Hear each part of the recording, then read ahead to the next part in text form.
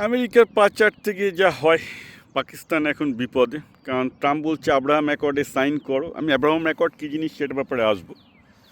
পাকিস্তান বলছে না, আমরা করতে পারবো না। কারণ কি, আমাদের সেক্ষেত্রে লোকাল লোকজন তো ছিঁড়ে খাবে। এমনিতেই আমরা পাকিস্তানের মিলিটারি নিজেদের লোকজনকে তো খুব একটা ভালো রাখে না, তাদের উপর দমন পীড়ন চালায়। তারপর যদি আব্রাহাম অ্যাকর্ডও জোর করে চাপিয়ে দেয় তাহলে যাবে। তো আব্রাহাম অ্যাকর্ডটা কি একটু বোঝা দরকার।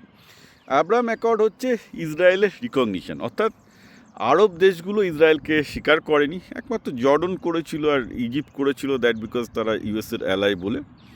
কিন্তু বাকি সিরিয়া, ইরান, পাকিস্তান থেকে শুরু করে কোনো মুসলমান দেশ ইসরায়েলকে স্বীকার করে না। তো ইসরায়েলকে যাতে স্বীকার করে সেটাকে বলে আব্রাহাম অ্যাকর্ড, যে ভাই আমরা সবাই আব্রাহামিক রিলিজন, আব্রাহামিক ধর্মের সন্তান। অর্থাৎ ট্রাম্প খ্রিস্টানদের সন্তান, ইসরায়েল জিউসদের সন্তান, আর মুসলিম দেশগুলো তো হজরত মোহাম্মদের সন্তান। অতএব এরা সব আব্রাহামিক রিলিজন, মিলেমিশে একসাথে থাকবে, সেই জন্য এটাকে আব্রাহিম অ্যাকর্ড বলে।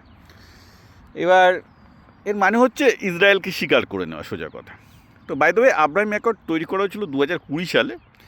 তখন বাহারিন, কুয়েত এবং কাতার, অর্থাৎ ইউএই, কাতার করেনি, সরি, ইউএই, বাহারিন আর কুয়েত এরা সাইন করেছিল। কাতার এখনও করেনি, কাতারকে এবার করতে হবে। তো এবার ট্রাম্প বলছেন না, এতই যখন ইরানের সাথে হয়ে গেল আর এই আরব দেশগুলো বলছে আমার সাথে আসে, এবার সৌদি আরব, পাকিস্তান, যত বাকি দেশগুলো আছে তাদেরকে আমি আব্রাহাম অ্যাকর্ড করিয়ে ছাড়বো, যাতে ইসরায়েলের সাথে আরব দেশগুলো, মুসলমান বিশ্বের একটা পার্মানেন্ট সেটেলমেন্ট হয়ে যায়, which is a good thing.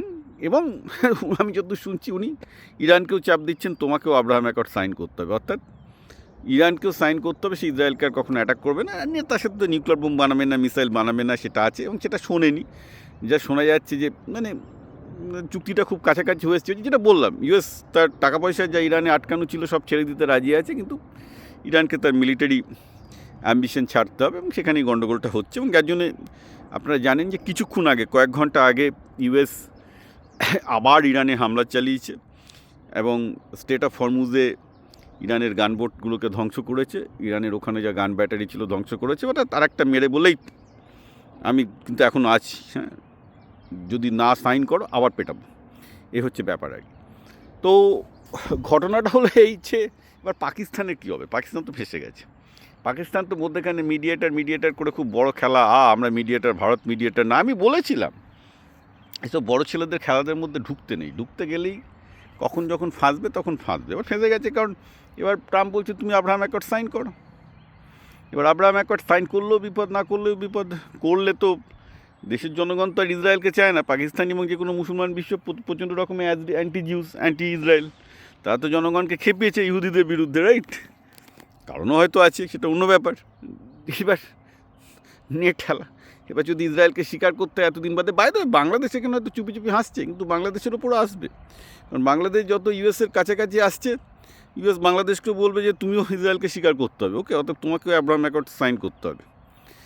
তো দাঁড়ান, একটা প্রচলিত প্রবাদ আছে যে আমেরিকার যাদের বন্ধু হয় তাদের শত্রুর দরকার হয় না। এবার পাকিস্তান তো নিজেদের পেছন ভালো রকমই বাঁচিয়েছিল ট্রাম্পকে সাথে করে, রাইট? এটা চাইনিজ প্রভাব আছে, মনে রাখবেন, যে যাহা কিছু ভালো তাহা কিছুই খারাপ, ঠিক আছে? এবার ট্রাম্পকে তো মুনির তো জৌজুর করছিল। এবার শাহবাজ শরীফ বিপদে পড়েছে, বলছে করবে না আব্রাহাম অ্যাকর্ড। ট্রাম্প বলবে ঠিক আছে, তোমাকে আইএমএফ সালা ভিখিরি লোকজন ভিক্ষা দিচ্ছিলাম, দেবো না, এবার বসে খাও, ঠিক আছে? তো গণ্ডগোল হবে, এবং ইন দ্য সেন্স যে বেসিক্যালি ট্রাম্প চাপ দিয়ে ঠিকই করাবে। কারণ আলটিমেটলি খেয়াল রাখবেন, এই শাহবাজ শরীফ বা আসিফ মুনির এগুলো ট্রাম্পের চাকর বাকর টাইপের লোক। চাকর বাকর টাইপের লোক, করবো না বললে তো হবে না, সাইনটা একদিন করতেই হবে।